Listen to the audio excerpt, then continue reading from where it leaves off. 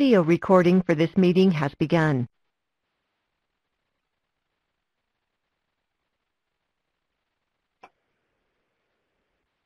Good afternoon, and thank you for joining us for today's webinar, part 3 of the Housing Series, Managing and Maintaining Supportive Housing. I am Shantaria Charleston, the Director of Technical Assistance and Training here at the Housing Assistance Council, and I will be your host and moderator for today's session. If you've not already done so, please ensure that you have access to both the audio and video portion of the webinar. To access the PowerPoint for today's call, please follow the link on your meeting confirmation email. All participants are in listen-only mode, which means your line is muted. However, we are very interested in your questions as well as your feedback, so to submit a comment or a question, please use the Q&A box that appears on the lower right-hand side of your screen. We will answer as many questions as time permits at the end of today's presentation. Today's webinar is being recorded. Both the recording and PowerPoint will be available on HAC's website, www.ruralhome.org, in the next few hours.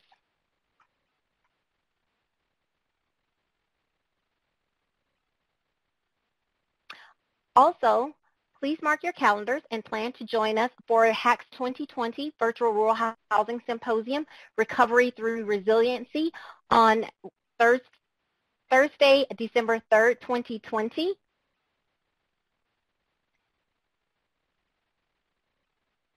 And at this point, I would like to again welcome you to today's webinar, part 3 of the Supportive Housing Series, Managing and Maintaining Supportive Housing.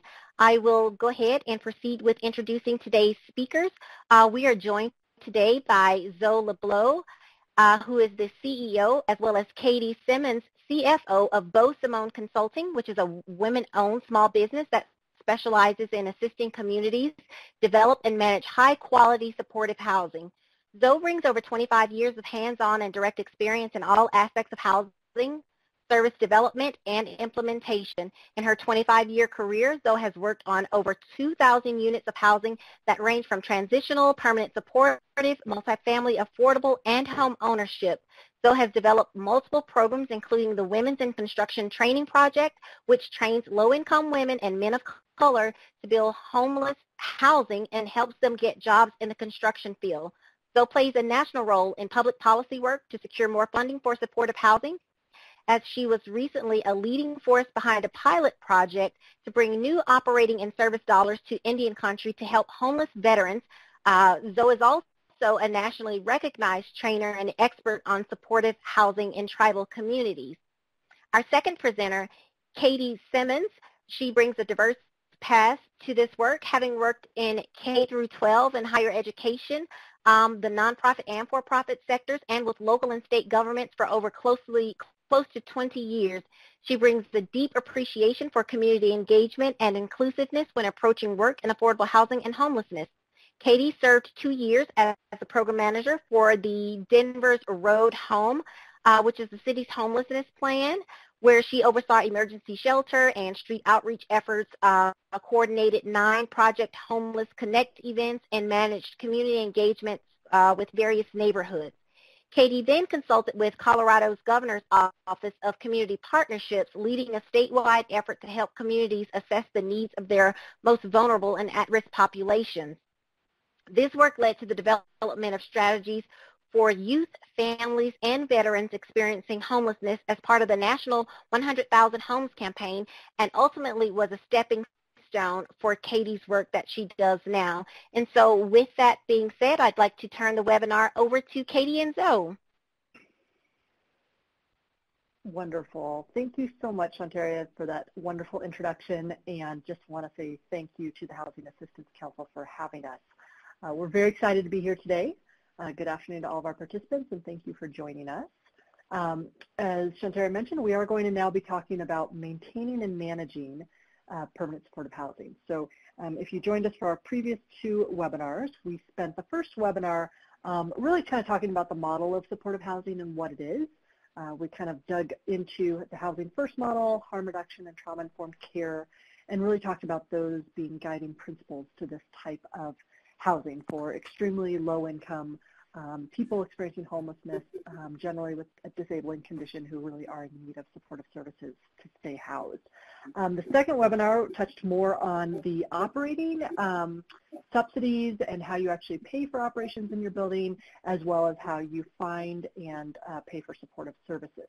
And now this webinar is really going to focus more on kind of the building itself, now that you've built it. How do you maintain it? And so this is just a quick look at our agenda for the next 55 minutes or so, and we will leave some time at the end for questions and answers. So hopefully there will be some, and please feel free to chat those into the Q&A box.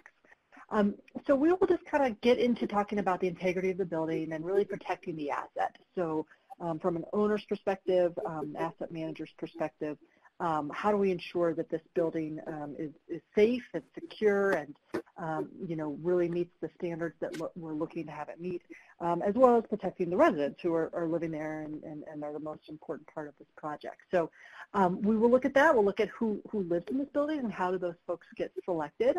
So we'll talk a little bit about tenant selection plans and the criteria for screening. And then we'll talk a little bit about that pre-lease-up period, which we have found to be extremely important, those 6 to 8 months prior to opening a building, and really what we can do with our owner, developer, our supportive housing and supportive service team, as well as our property management team, and all the players who are involved to make sure that once we are ready to open the doors to residents, we have had everything in order and really addressed any potential risks, you know, prior to opening the building. So we'll talk a little bit about what that pre-lease-up period looks like. And then once residents have moved in, the stabilization of those residents. We know that this takes a while in permanent supportive housing.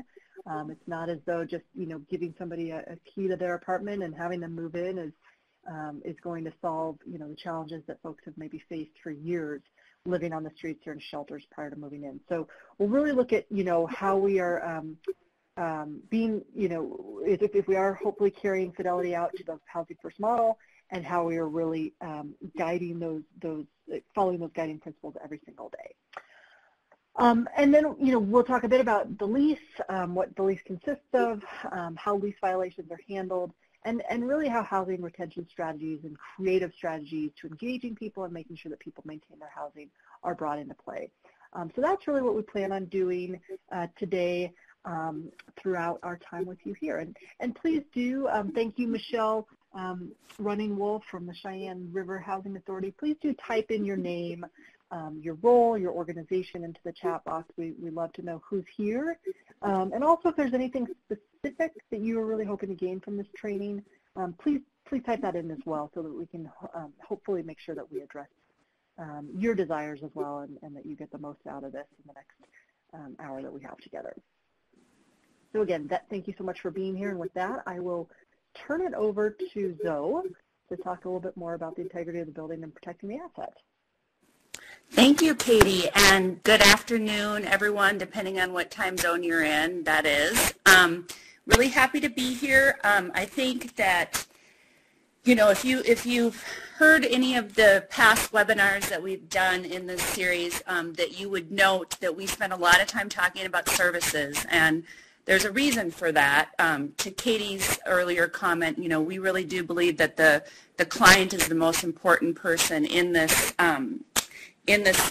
project, and the service provider, you know, is the one who represents the client. So we do spend a lot of time talking about that. But I cannot emphasize enough how important it is that you have the appropriate property management company, and if you decide to take this on and you're going to do your own property management, that's great, but really understanding that property management and asset management in supportive housing is in a lot of ways different. It's also in a lot of ways the same as far as protecting the asset, but there are a lot of things that are really important about property management in supportive housing that has to do with how we maintain the building as well as the safety and security of the residents, and work with services to try and keep people housed. So it's a very fine line, and there are some really good property management companies that are doing it, and it's not always easy, but hopefully this will give you some sort of insight into what is needed in order to make that part of the project work.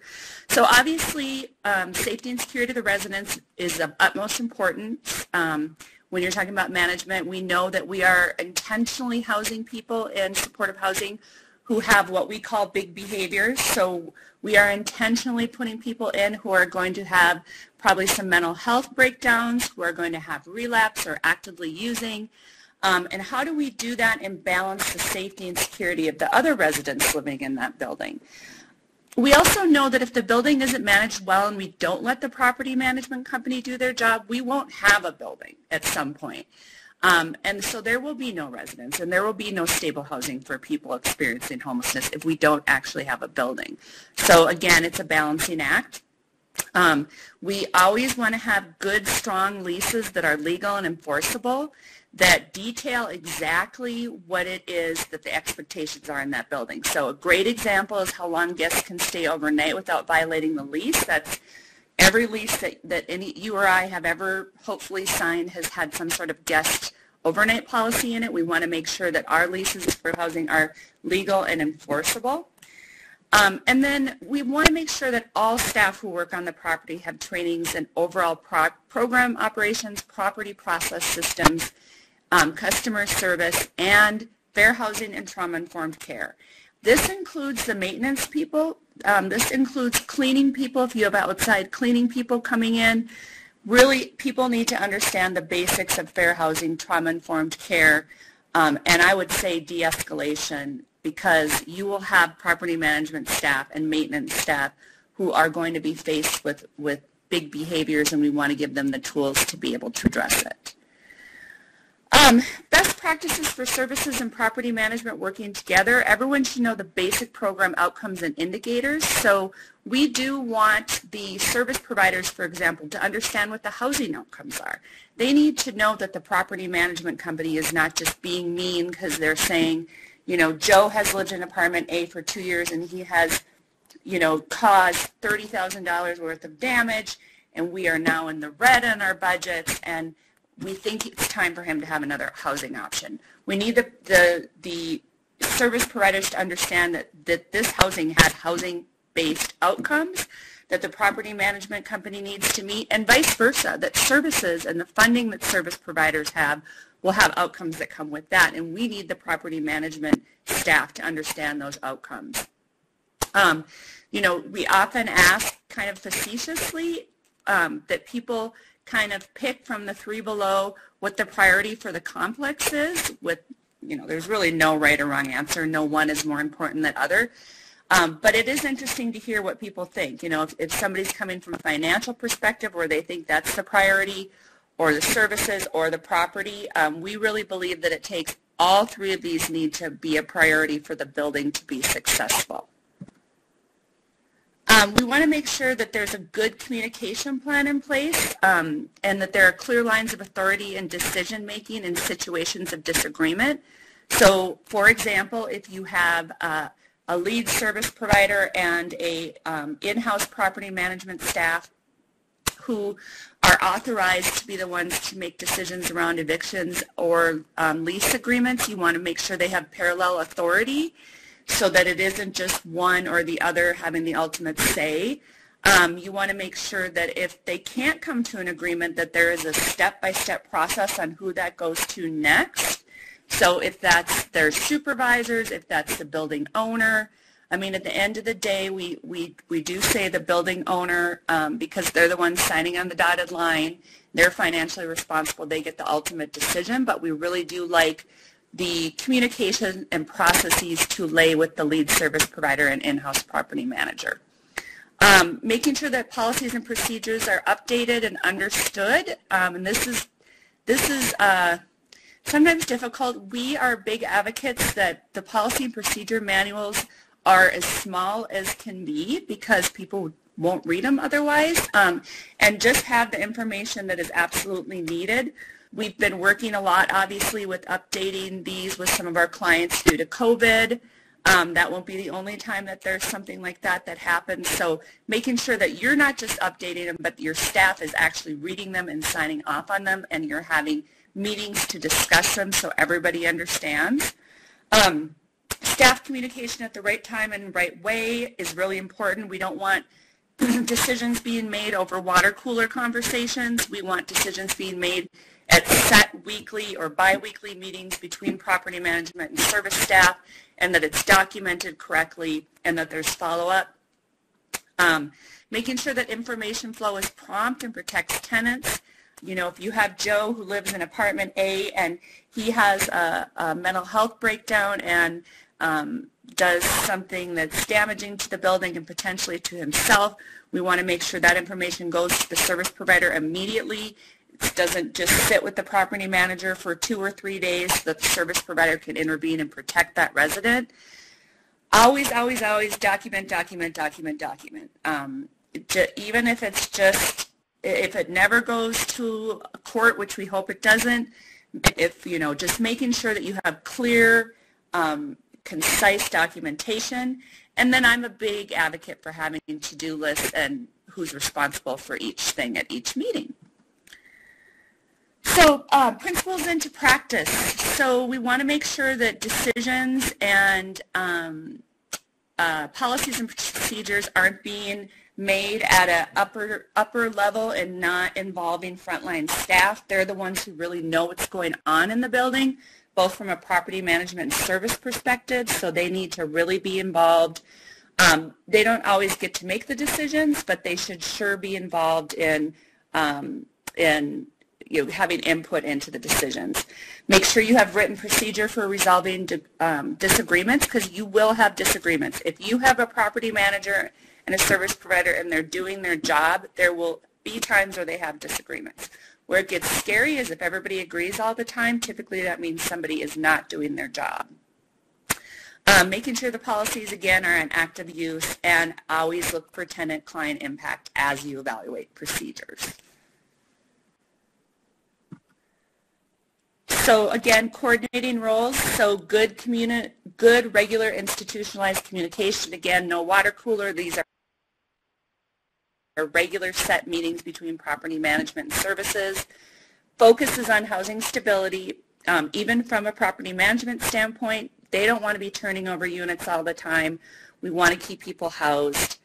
Make sure that everybody understands and appreciates each other's roles. There can, you know, when we get brought in oftentimes to facilitate when things have broken down, it's because there is a distrust that is there between property management and services because they don't really understand or appreciate these roles.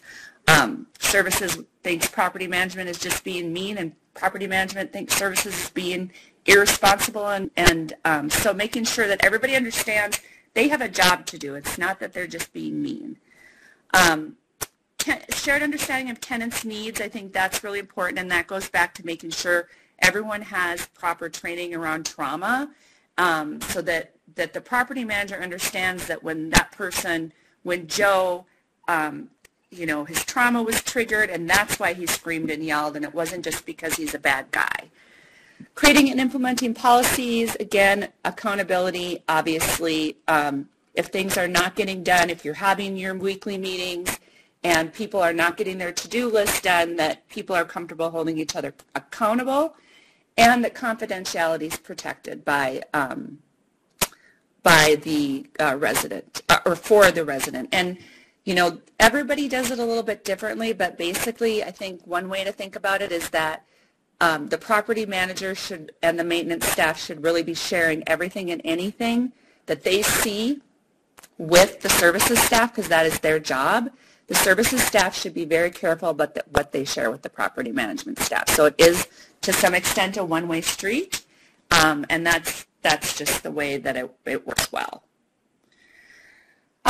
So how are people selected to live in a permanent supportive housing project? So every permanent supportive housing project should have a very clear, well thought out, well-developed tenant selection plan.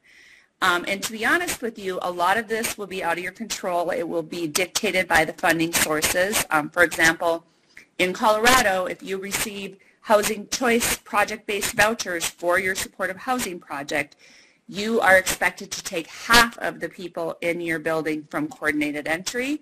The other half would come through a referral system, but would always be the most folks with the highest chronicity. So your funding sources will dictate a lot of who you serve, but you should have some say within that, obviously, because you're applying for the funding for the project.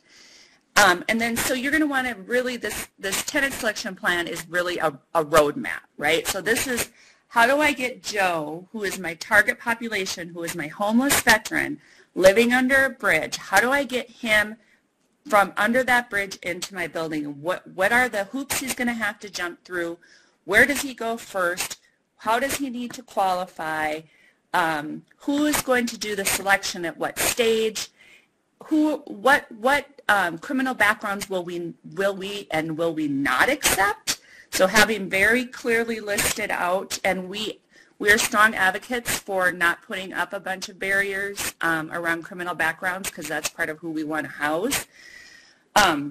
So it just is, it should be a very short, very concise document that you create that everybody agrees upon. Your voucher administrator, your funders, your property manager, your service provider, everybody agrees this is how we're going to get Joe from under that bridge into our building. And it is a good way for you to look at how many hoops that we put up as different systems for people to jump through, and to see if you can collapse those and make it as easy as possible for Joe to get in. Again, this plan is going to look different than a regular tenant selection plan. We are not going to not let people in because they have bad credit history. So, you know, this is your call, but we always say, why spend the money and why spend the time to even do a credit history, because that is not going to be something we screen for. We're also not going to screen people out for bad rental history. We are assuming that that the part of the reason people are experiencing homelessness is because they've been evicted, they've had bad rental history, they're not going to get let in other places. And then we're going to screen for some criminal. Your funders will likely require you to screen for some criminal backgrounds, but again, we want to keep it to a minimum. And then always take in consideration for circumstances, right? So if you do decide to put some minimal criminal background screening in, and you have somebody come in and it turns out the reason why they ended up in jail for that reason was because they were you know, seriously using drugs to deal with some serious trauma, and they've been sober now for a couple years, and you know, there is a appeal process basically that's in place so that somebody could get in regardless. So again, your lease is a legal document. We want it to automatically renewal. Usually it's a year, and then it would automatically renew unless one of the following things occurs, unless the owner terminates the lease for good cause. So, and we'll talk later about what good cause is in supportive housing, but there's not a lot of reasons why we would terminate somebody's lease. The tenant could terminate the lease. The owner and the tenant could agree to a mutual termination. This is always better than an eviction, by the way. We always try and use mutual termination instead of eviction, because eviction creates a whole bunch of problems for people.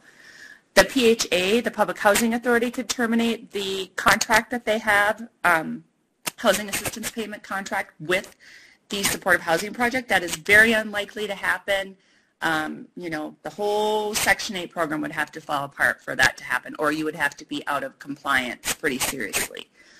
Or the Public Housing Authority could terminate assistance for the family based on their own rules and regulations. Again, with supportive housing, we try and not have that happen, because we want this to be a very housing-friendly, housing-first type of project, but it could potentially happen. And I think with that, I'm going to turn it over to Katie. Okay, wonderful. Thank you, Zoe. So we want to talk a little bit about this pre-lease-up period, which in my opinion is probably, I think, one of the most important periods in the development of a supportive housing building. So we didn't actually talk a lot about development. I think most of the folks on this call and people who have joined us for previous webinars are very familiar with the development process. But just kind of backing up a little bit to give you kind of a sense of where and how we got here, right, before we even get to the pre-lease-up period. You know, in supportive housing, we know that this work takes a very long time. And so you kind of have to be in it for the long haul, and we know that, you know, fastest PSH maybe, you know, development, if it was a rehab, for example, might be along the lines of 2 years. We're looking more likely at 3 to 4 years, right? When you really start with your project concept and you're visioning and you're dreaming and you're really kind of trying to think about how is this going to look and who are we going to serve and how big is the building going to be and where, you know, you go into your project concept and then your feasibility stage, right? So, you know, that all usually takes 6 to 12 months at least. And then there's a pre-development phase, and you're really kind of working through, you know, the land and all the surveys and, you know, your environmental phases and really trying to decide if this is going to work, if it fits into your local, you know, city or county zoning codes, if there's any, you know, variances that you're going to have to ask for, et cetera, et cetera. And then, you know, after that pre-development phase and you apply for your funding and you get into that deal-making phase and you've got your financing, and then construction begins, right? So, you know, we think probably at least 12, if not 18 months for construction, taking into consideration any delays that might take place. But while this is happening, we also want to make sure that the folks who are going to be operating and offering services at that building are really doing their job as well. Probably 8 months out is what we like to say in terms of prior to opening. So we want to make sure, you know, we know the building's being built, it's being constructed. You've got work crews out there, you know, on site every single day. But there's a lot of stuff that has to kind of take place behind the scenes, right, to make sure that once that building opens, you are ready to hit the ground running. So we encourage folks in a supportive housing building to think about creating a timeline at least 8 months out from opening. And that we really are going to have a schedule, and I'll show you here an example in a minute of a timeline of what that pre-lease period looks like, and we're going to have specific action items for folks to be working on. We want to bring partners to the table at least once a month, and those are kind of your larger external partners, and then we want to make sure that our internal team meets every other week. So when Zoe was talking earlier about how do we ensure that we have a plan in place for how we get Joe, who is currently living under a bridge, into this unit, you know, this 30-unit building when it opens March 1st, right? We want to know exactly how we're going to target and outreach to Joe and address any potential barriers that he might have to go through before we know that he is going to be able to successfully be able to lease up in this building. So bringing partners to the table, external partners to the table, may include your operator, right, your property manager. And you might have a regional property manager, and then you might have a local area property manager or a building manager. It's going to depend, right, on your budget in terms of how quickly you can bring that person on. But we want to ensure at least that somebody from the property management company is there. We want to make sure that the lead service provider is there, right? And in some cases, this might be the same as the owner. In other cases, it may not be. So you may have a property manager, owner, and service provider who are all separate entities. But we want to make sure that those folks, and especially as many frontline staff as possible, so certainly your director of resident services and any other frontline staff who are going to be working in that building are present for these meetings. You're also, if this is a building that is going to have operational subsidies, which in permits for housing, typically you can't do a PSH project without operational subsidies. So if we're going to have project-based vouchers that are going to be tied to the units in that building, you're going to want to have the entity that is issuing the voucher, so whether that's a local housing authority or state housing authority, be present, and you're going to want to have your voucher administrator be present as well. So all these folks, right, are going to have to play a role.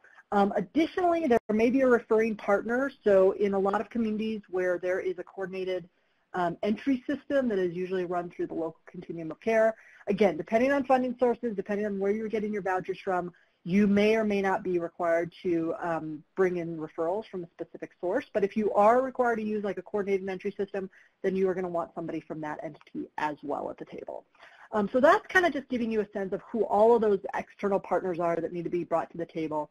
Again, to talk about what the referral process is, what the outreach process is, what the application process is. Do we have multiple applications from the property management company and from the voucher housing authority? You know, can we look at those applications and say, hey, let's really try to simplify this. Can we come up with one universal application that everybody is going to be able to fill out? You're going to have your frontline caseworkers, right, who are either housing navigators, peer specialists, but are going out and finding folks. So if there's a referral that comes in and we need to go find Joe, right, and we think that he's camping out underneath a bridge, that's going to require somebody literally going to Joe and finding him. And if they can't find him, then maybe going to a day shelter where Joe is known to frequent, and really talking to staff there to say, when was the last time Joe was here? We're really trying to get a hold of him. We have a housing opportunity we want to talk to him about. But this often takes days, if not weeks, sometimes months. And again, your referral source or your funding agency is going to tell you how long you're going to be expected to go out and try to find Joe before you maybe have to move down to the next person on the list. But we're going to do everything in our power to find Joe, talk to him about this housing opportunity, see if he's interested, and then help him get all of the documents that are needed and the application ready to be submitted. So a lot of this work, right, it's kind of the nitty-gritty, but it really is the details that are going to have to be worked out to ensure that you're going to have a smooth lease-up process. So this is just an example of a timeline that we put together. So when we're thinking about, right, creating an 8-month-long timeline, we want to be able to map that out, 8 months from opening. And here's just some sort of ideas, right, examples of what might be on that timeline, right? So, you're going to want to have your conversations with your property management. You're going to want to make sure that you're reviewing design considerations and that everybody is agreeable to where offices are going to be, right? Where is your leasing office or your property manager going to sit? Where are your services going to sit? What is your front desk staffing schedule going to look like, right? We're going to want to make sure that folks are trained to appropriately administer any types of assessments and to receive any types of referrals. We want to make sure that our property managers have all the appropriate training that they need to go through, right? So whether this is tax credit training, whether this is fair housing training, we want to make sure that we are hiring folks at the right time, again, in accordance to what our budget allows for. We want to make sure that we are reviewing all of the policies and the procedures and that we're coming up with those policies and procedures as a team. And again, as Zoe mentioned, that these are things that people are going to be able to understand easily, to actually read, to sign off on and agree to, that we know where those operations manuals and where our protocols and policies and procedures are going to be located, right? Do we have hard copies of those at the front desk? Do we have those in the cloud? We want to make sure that IT is addressed and that everybody is going to be set up appropriately when they move into the building. So all these things we're going to be talking about referrals, we're going to be talking about documentation and applications. We're going to be making sure that our services staff are getting hired and trained and that trauma-informed care, housing first, harm reduction, mental health first aid, de-escalation strategies, et cetera, et cetera. So all this is going to be mapped out on a calendar or schedule.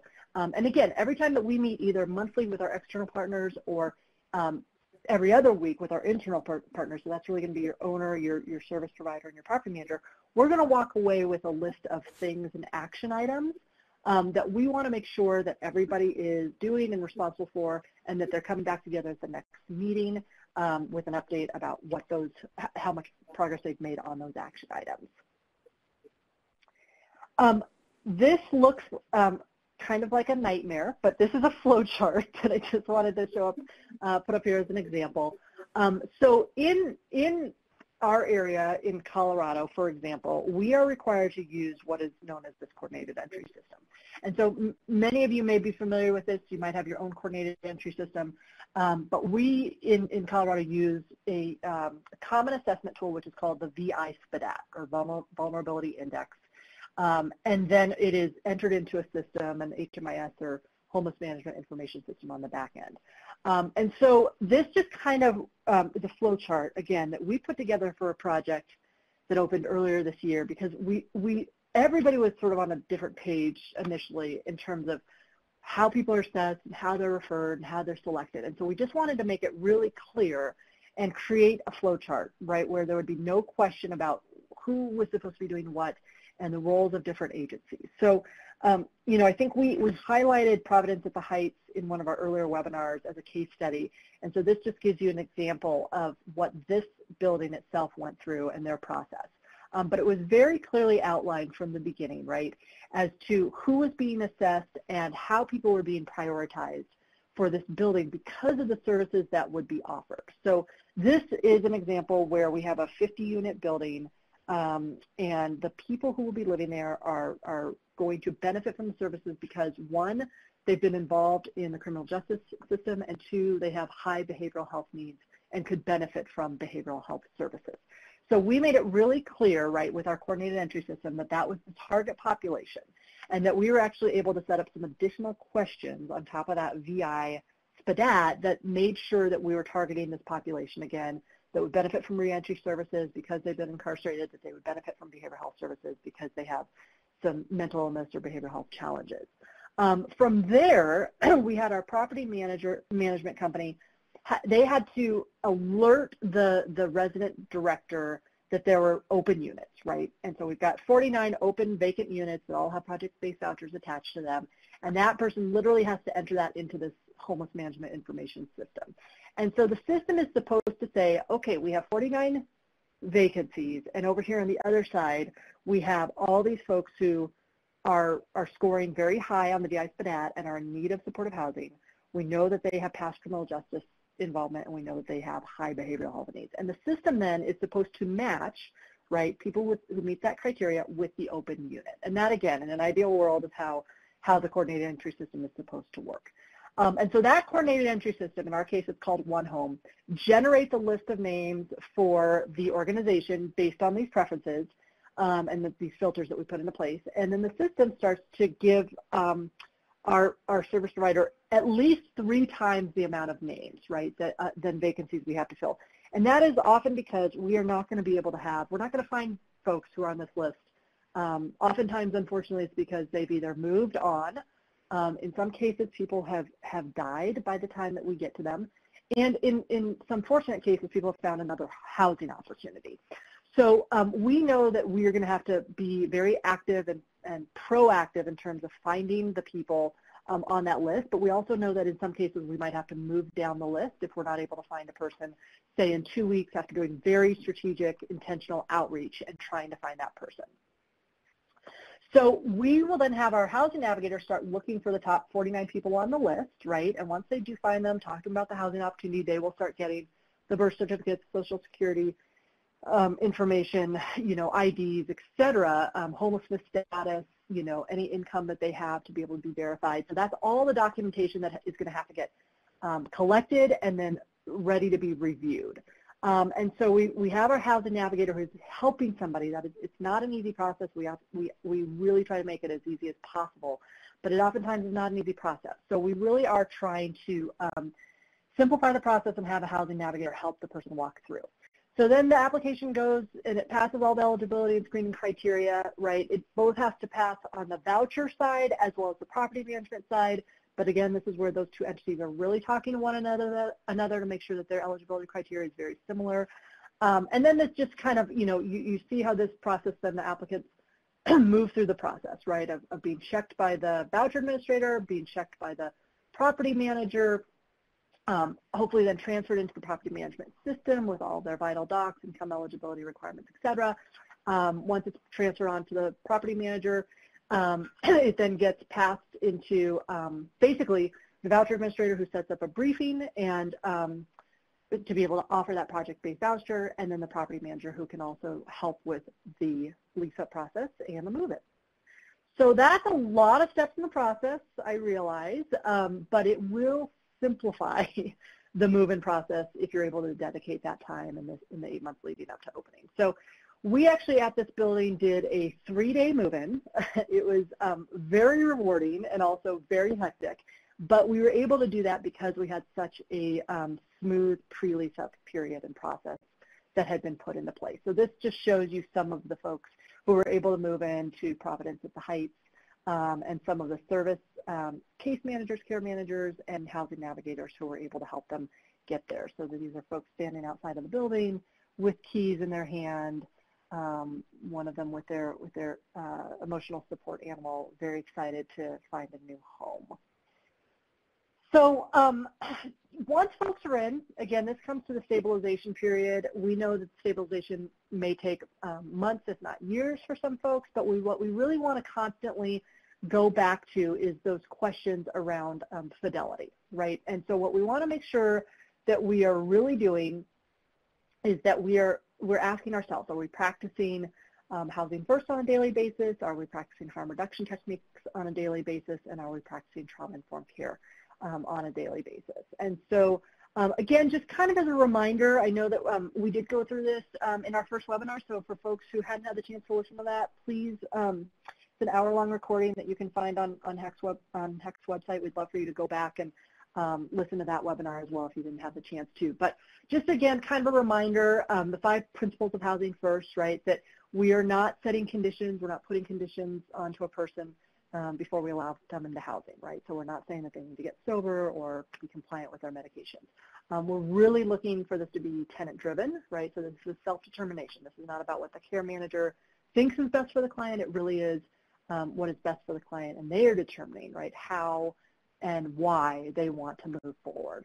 We're constantly practicing harm reduction. We know that recovery is a part of harm reduction. We are making sure that folks are setting goals for themselves, and we are helping to support them to try to cause less harm to themselves and their community.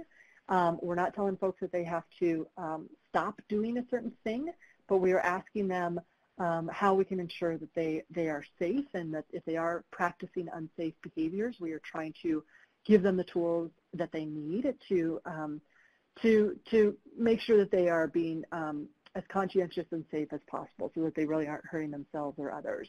But again, always going back to, is this best for the client? And is the client driving their goals, and are we helping them reach those goals, but are we making sure that we're asking those questions, right, around through a trauma-informed manner, are people getting what they need?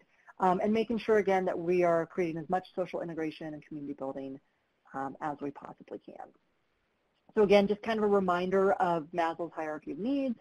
We talked about this a bit, just around, again, meeting people where they are. So we can't think about getting up to that esteem or self-actualization level until we first meet people's basic physiological needs, right? So we are making sure that they have air, food, water, shelter, housing, and that they have a roof over their heads, right? So we're starting there, we're meeting folks where they are, and then we're making sure that people start to feel safe, that we are bringing people in who have experienced a lot of trauma and a lot of pain, and that the first step to their healing is to make sure that they feel that they have a safe place for them to stay.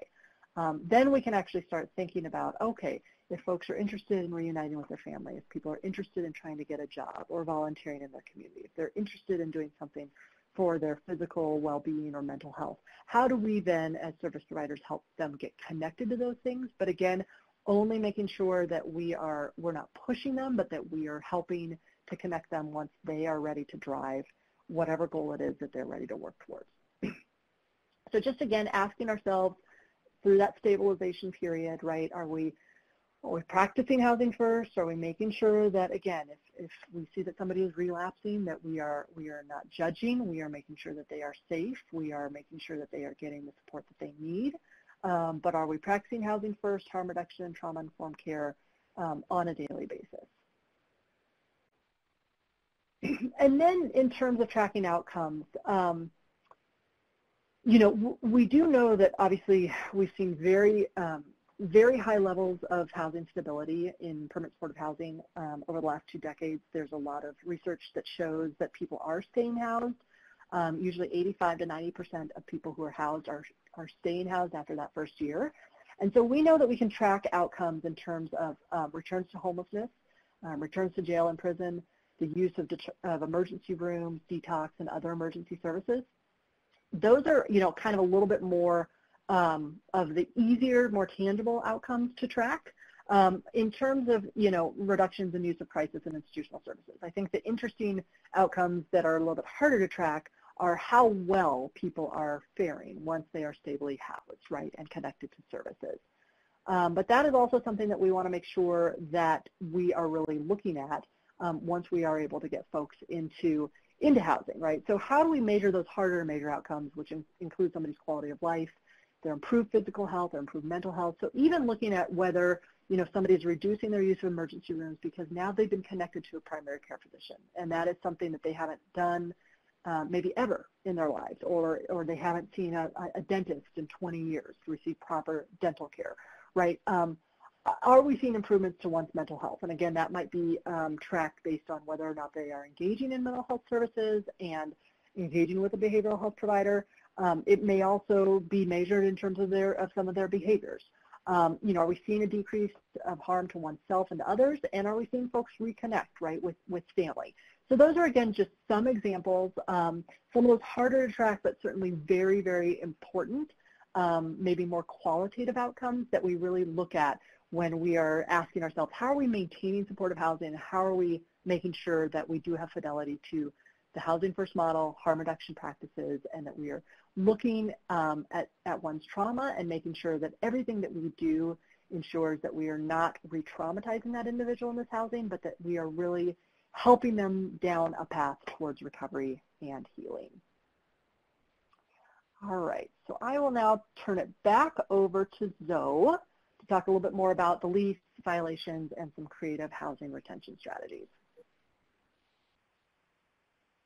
Thank you, Katie. And is this better? I know you had noticed you had thought I was sounding a little scratchy earlier. Is this better? Still hearing it a little bit, but I don't think it's too distracting. I hope it's not too distracting. We can still certainly hear your voice. Okay. Okay, sorry about that. I don't know what's happening. Okay, so I'm going to talk again. I'm not going to spend a lot of time on this because we already talked about the lease. It needs to be legally enforceable. It needs to formalize rights and responsibilities, and has to state clear expectations.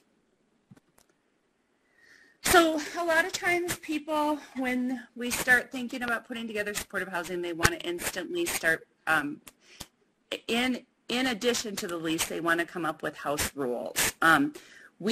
Again, our suggestion is to not have house rules because that tends to water down the lease and it's hard to remember a lot of extra rules, and we want this to be a trauma-informed care building. But if you are going to have house rules, you should make sure they don't duplicate what's already in the lease. For example, they shouldn't talk about rent payments, visitors. That makes the lease weaker, and it starts to make the service provider responsible for property management functions. They should not be illegal or unenforceable. So my program I used to run, we actually got busted by Fair Housing because we had signs up that said no kids in the playground without an adult. Apparently that is a age discrimination, and so making sure you don't have house rules that are discriminatory in either way, even though it made a lot of sense to us to do that, it was not the right thing to do. They should not be reactionary or make rules for the whole building in order to address an issue with one tenant. We do this a lot. It's part of human nature. We don't want to hold somebody accountable, so instead we create a rule, or something bad happens in the building and we decide we're going to just create a blanket rule even though it was a one-time thing that will probably never happen again. Do you need a house rule or a housing retention plan? So if it's something that is specific to a single resident, that's really something that should be addressed with them through a housing retention plan. Always make sure your house rules, again, do not violate fair housing, but be aware that you can be sued at any time for any reason. If you have to have the house rules, again, they should mirror the philosophy and intent of the supportive housing community. They should have a clear purpose. They should be specific, enforceable, and legal. We should have a mechanism for tenant input when rules are written or revised. You know, I think that you all know this. Again, this is human nature. If I come up with my own rule from my household, I am much more likely to follow it than if somebody tells me that I have to have a rule in my household that I don't agree with. They can be effective to deal with what we call an epidemic of certain issues. We tend to see things happen in waves, and I'm not exactly sure why, but like, for example, one of the supportive housing communities we work with, it's a Native American project in Duluth, they were having some serious issues with visitors, visitors being inappropriate, and people were starting to be at risk for losing their housing because of their visitors' behavior. And it was an epidemic. It wasn't just one or two households. It seemed like it was happening with half of the units. And so they called a community meeting, and the community said, yeah, we don't want this happening right now. And so they did a 30-day stop of any visitors in the building until it could get under control. So that was helpful. It kind of reset everything, reset the tone for the building, and it was something that the tenants bought into and agreed to, took the pressure off the residents of having to say no to some of their guests that were causing the problems. So you could do like short-term rules to deal with these kinds of things, and always keep them simple and not too many at a time. I worked in a building one time that had It had like a 10-page book of rules in tiny, tiny print, and it was absolutely ridiculous, and nobody remembered any of them. So you want to keep it very, very simple.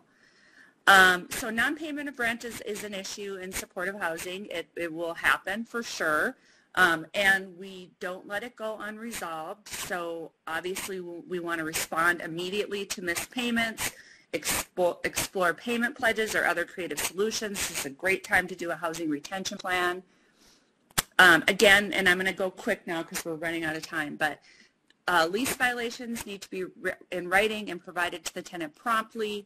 Nobody should ever get a lease violation without the service provider knowing about it first, because they need to use that as an opportunity to engage the resident to do a housing retention plan. Evictions should be the very last resort. We really don't want to evict people. It creates so many problems for them, and frankly for us, it's costly.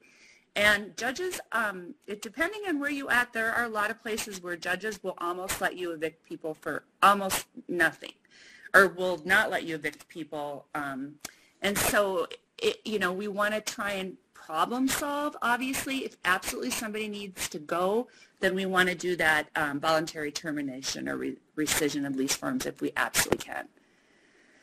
So some of the reasons potentially that somebody could end up being evicted: non-payment of rent with no resolution. So it's not the first, fourth, fifth time they don't pay rent. It's if they don't pay rent and there's just absolutely no movement towards a resolution. Illegal behavior such as drug sales on the property to other tenants, violent behavior towards staff or tenants, and then that's something you have to think about as a community, what some of the other reasons would be. Not reasons for eviction: messy apartments or lack of housekeeping skills. We're not going to kick somebody out because they don't have the same cleaning standards that we do. We're not going to kick somebody out because they have ongoing chemical use. We're not going to kick someone out because of noncompliance with mental health or other medications. We're not going to evict somebody for yelling or swearing at staff after having a bad day or their trauma is triggered. Refusing to follow a prescribed case plan or meeting with staff, or adding their abuser in quotation marks to the lease. And that's a whole other thing that we could spend 4 days talking about, but these are not reasons for eviction. They might be reasons for eviction in traditional affordable housing. They are not in supportive housing. Housing retention plan is appropriate. I think anytime there is a lease violation that is serious enough that it could lead to somebody losing their housing if it is not cured. And so making sure that it's documented, that everyone understands the housing retention plan, that everyone agrees to it and signs off on it. Strategies for improving housing outcomes. So this is just in general. I think the most important thing here is about keeping perspective and don't take things personally. I know as somebody who used to do direct service that it would hurt my heart when I'd have somebody, a homeless youth that I'd worked so hard for, and I'd finally get them in housing. I'd convince the housing authority to let them in and give them a chance, and then the next weekend they get evicted because they had a huge house party. And I would take it so personally, and that was not helpful for the resident, and it was not helpful for me. Important to create incentives rather than more rules, right? It's the carrot and the stick. The carrot always works better. And then making sure that your staff is laughing and having some fun. This is really hard work. It is draining. It's heartbreaking at times. And so our residents in supportive housing, they have lived through some of the stories I've heard. They have lived through so much, and they have the best sense of humor. And so I think it's really important that everybody knows that this is hard work, and it's important to laugh and have some fun doing it.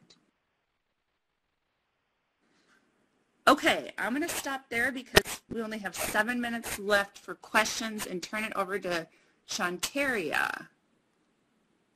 All right. Thank you so much, Zoe, as well as Katie. Great job on the webinar, presenting the information. I wanted to point to two things before we jump off into the Q&A portion of the webinar. A couple of you asked where you could find the recordings for parts 1 and 2. You can do so by visiting HAC's YouTube. I included the links in the chat box.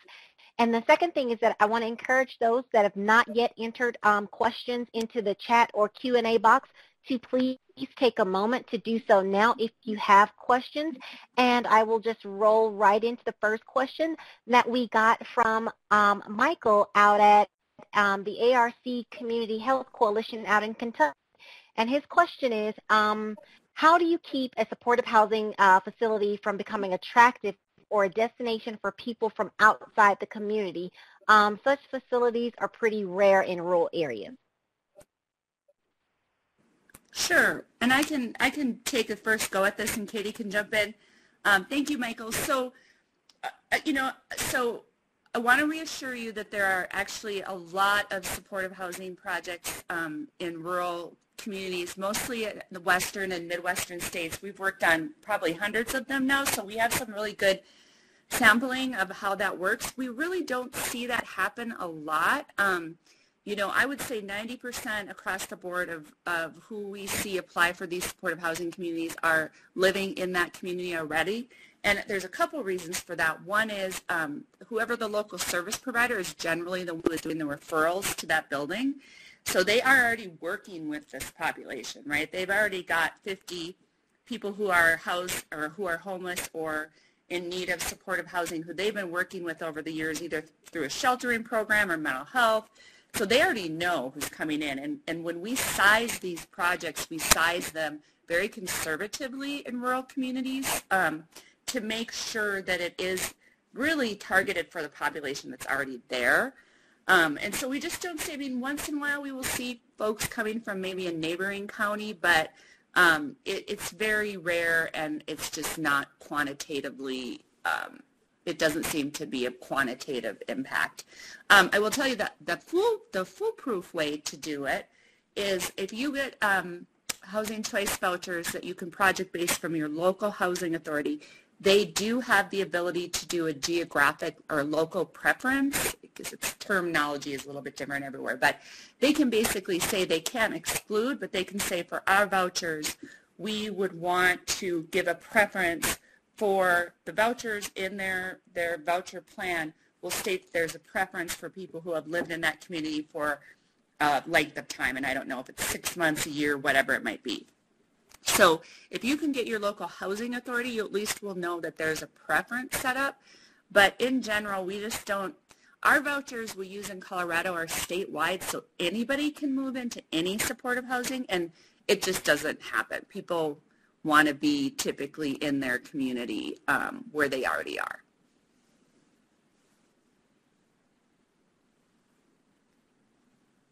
Anything to add to that, Katie? All right. No, I'll see if there are some other questions to ask.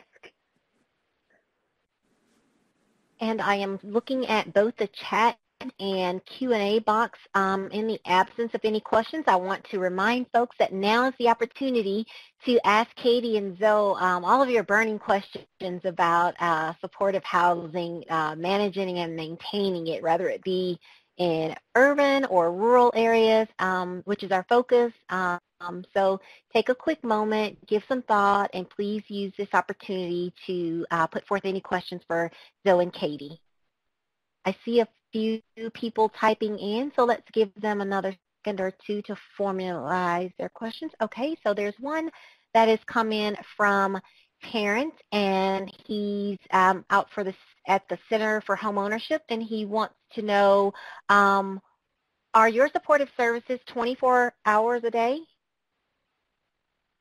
Yes, great question, Terrence. And actually, this kind of leads into the last question that was asked by Michael, in that another way to just make sure that the building is really safe and that the folks who are living there and that should be there are safe and secure is to have a 24-hour front desk. And so generally, we do staff the building where there is 24-hour rotating front desk and a secure front door entrance so that we know exactly who is coming in the building, who's leaving. And then we also will staff the staffing schedule, usually with rotating. So you might have a 7 to 3 shift and then a 3 to 8 o'clock at night shift. So you have care managers and property management, and then maintenance. will be there on site and usually with an emergency after hours number as well. But we do want to make sure that, we know that crises don't usually exist only between the hours of 8 and 5. And so we do want to make sure that folks are there after hours to help folks in the evening, maybe with community building and programming over a meal as well, and to make sure that there is somebody going to be there with eyes and ears on the building at all times at that front desk.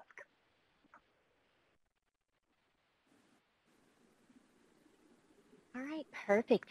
We have another question that's just popped up, and I think this probably is one of our last two questions. And Donna Hurley asks, what training do you recommend to manage the properties without hiring an outside property management company?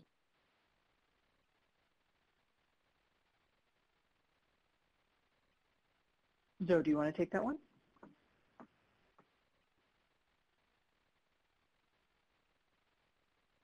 See.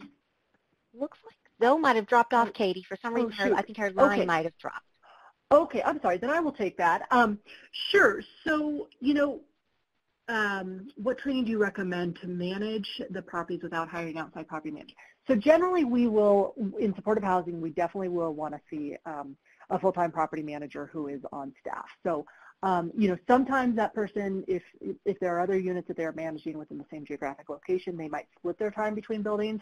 But we definitely want to see that property management has at least a very solid understanding of housing first, harm reduction, trauma-informed care, and that they are also trained in de-escalation. So usually there's a community mental health center that is able to provide that type of training, but we want to make sure that they as well are aware of the population that will be served and what trauma really means and where it stems from and how to de-escalate a situation before it becomes something that is a big deal. So we would typically encourage all the property management staff as well as janitorial or maintenance to go through the same trainings that we would ask our service staff to go through. All right, perfect. Thank you so much for that response, Katie. We are actually at the top of the hour. We do have two outstanding questions, and so what I want to do is assure both Michael and Jeffrey that their questions will be forwarded to Katie and Zoe along with your email addresses so that they can appropriately respond to you. But at this point on the agenda, what I want to do is extend a huge thanks to both Zoe and Katie for the wealth of information that they've shared with us today, as well as to each of you for your time and participation during today's webinar. And so as we close, I'd like to ask you to please also be on the lookout for a quick survey on the webinar. We ask that you take a quick moment to fill that survey out. That is the way that you let us know if we're bringing the most relevant content to you based on your organization's programs and services. And so with that said, I'd like to again thank Zoe and Katie for their presentations today, as well as to each of you for your time. Thank you again, and enjoy the rest of your afternoon. Thank you. Thank you all so much.